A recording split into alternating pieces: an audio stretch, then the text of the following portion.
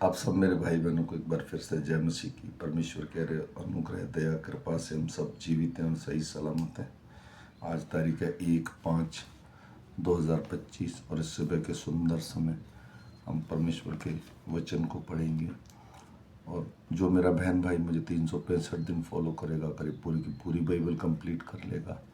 और मैं विश्वास करता हूँ मेरे भाइयों कि आज का वचन हमारे हृदयों और मनों में काम करे। मैं बेसिक बाइबल पढ़ता हूँ और हम पढ़ेंगे लूका की पुस्तक में से उसका 21 अध्याय, उसका 20 वचन से लेकर 38 वचन तक। इसके पढ़े और सुने जाने पर प्रभु की आशीष हो।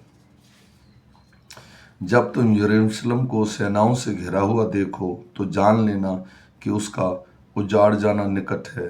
तब जो यहूदिया में हो वे पहाड़ों पर भाग जाएं, और जो यरूशलेम के भीतर हो वे बाहर निकल जाएं, और जो गांव में हो वे उसमें न जाएं, क्योंकि वह बदला लेने का ऐसा दिन होगा जिनमें लिखी हुई सब बातें पूरी हो जाएंगी।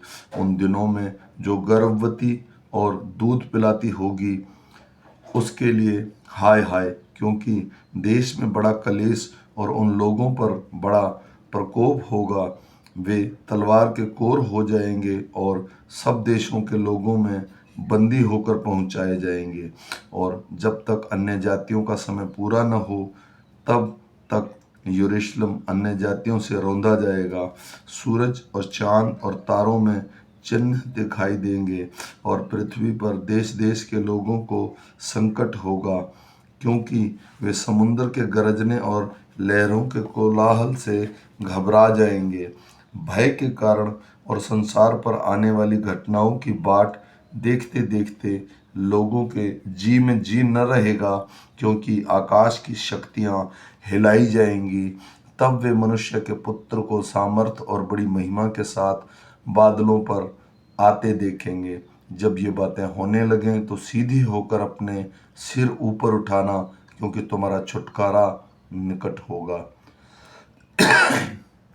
उसने उनसे एक दृष्टांत भी कहा, अंजीर के पेड़ और सब पेड़ों को देखो, जो ही उनमें पोपले निकलते हैं तो तुम देखकर आप ही जान लेते हो कि भीषण काल निकट है।